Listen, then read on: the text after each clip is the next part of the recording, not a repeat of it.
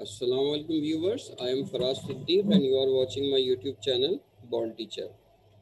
आज का हमारा लेक्चर ईल के टॉपिक के ऊपर फोर्थ लेक्चर है। इससे पहले हम ईल के बारे में इंट्रोडक्टरी लेक्चर भी कर चुके हैं, इसके न्यूमेरिकल्स भी सॉल्व कर चुके हैं।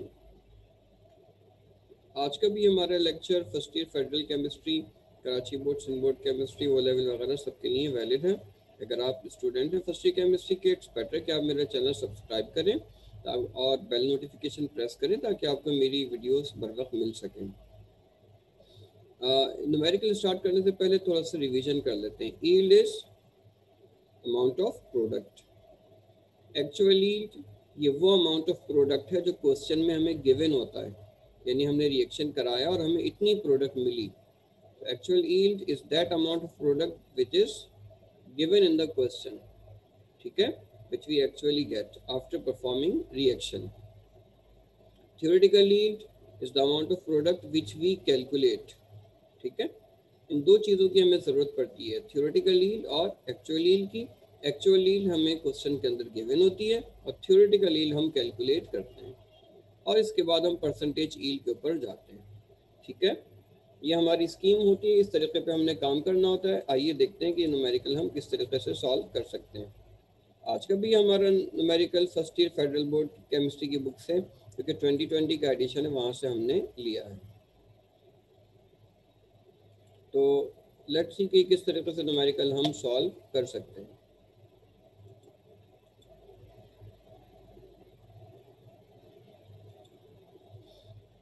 देखें, solid carbon dioxide dry ice में बी यूज्ड फॉर रेफ्रिजरेशन, ठीक है। ड्राई आइस होती है सॉलिड कार्बन डाइऑक्साइड। वैसे तो कार्बन डाइऑक्साइड गैस होती है, लेकिन ये बहुत लो टेम्परेचर के ऊपर सॉलिड फॉर्म में कन्वर्ट हो जाती है। तो ये कह रहे हैं कि sum of this carbon dioxide is obtained as by product when hydrogen is produced from methane in the following reaction. हमको एक रिएक्शन गिवन है, ठीक है। अब इस रिएक्शन में वो हमसे क्या कह रहे हैं, what mass of carbon dioxide should be obtained. Carbon dioxide कितनी बनेगी ये हमसे पूछा है। From the complete reaction of 1250 gram of methane, methane यानी CH4, उसका हमें अमाउंट दिया हुआ है 1250 ग्राम। अब देखें, we are given mass, we have to calculate mass. कौन सा रिलेशनशिप अप्लाई होगा जी, मैस मैस रिलेशनशिप हम अप्लाई करेंगे। कैसे करेंगे, मैस कैलकुलेट करेंगे बैलेंस केमिकल इक्वेशन का। कार्बन का एटॉमिक मास 12 रखा और 4 हाइड्रोजन का एटॉमिक मास डायरेक्टली हमने 4 पुट कर दिया। इसी तरह यहाँ कार्बन का एटॉमिक मास 12 रखा है, ऑक्सीजन का मास 16 रखा है और ये 2 की वजह से हमने मल्टीप्लाई बाय 2 कर दिया। अब देखिए हमारे पास आंसर क्या आ गया, 16 ग्राम और 44 ग्राम। ये हमारा मैस मैस रिलेशनशिप है। रिलेशनशिप बिल्ड करने के बाद पहला काम, known is equal to unknown. Identify करें नोन कौन है जी। क्वेश्चन में हमें CH4 का अमाउंट गिवन है, तो CH4 नोन है। कार्बन डाइऑक्साइड का अमाउंट फाइंड आउट करना है, ये हमारा अननोन है। नोन और अननोन फाइंड आउट करने के बाद क्या करते हैं, पहला काम रिलेशनशिप से इक्वेशन बिल्ड करते हैं। अब रिलेशनशिप में हमारे पास CH4 कितनी है, ये रिलेशनशिप में CH4 16 ग्राम है। कार्बन डाइऑक्साइड कितनी है, कार्बन डाइऑक्साइड हमारे पास है, देखिए कार्बन डाइऑक्साइड रिलेशनशिप में 44 ग्राम। ये वैल्यूज हम कहाँ से पुट की, रिलेशनशिप से।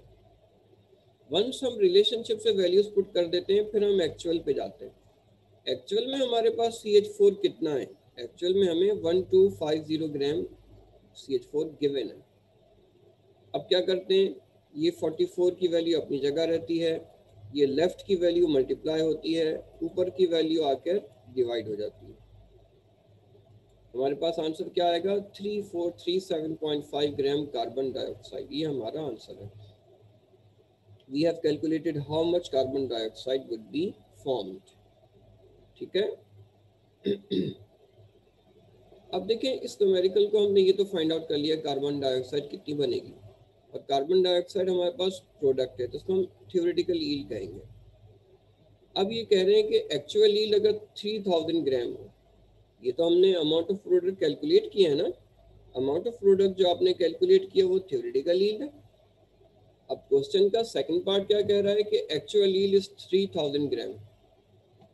इन्होंने रिएक्शन कराया और रिएक्शन कराने के बाद इनको कितनी प्रोडक्ट मिली, 3000 ग्राम। परसेंटेज यील्ड हमें फाइंड आउट करनी है। एक्चुअल यील्ड गिवन है, थ्योरेटिकल यील्ड पिछली स्लाइड में हमने अभी कैलकुलेट की। अब क्या करेंगे, परसेंटेज यील्ड का फॉर्मूला अप्लाई करेंगे। इस परसेंटेज यील्ड के फॉर्मूले में दो ही वेरिएबल हैं, एक्चुअल यील्ड और थ्योरेटिकल यील्ड। दोनों की वैल्यू हमको गिवन है। Just put the value and get the answer.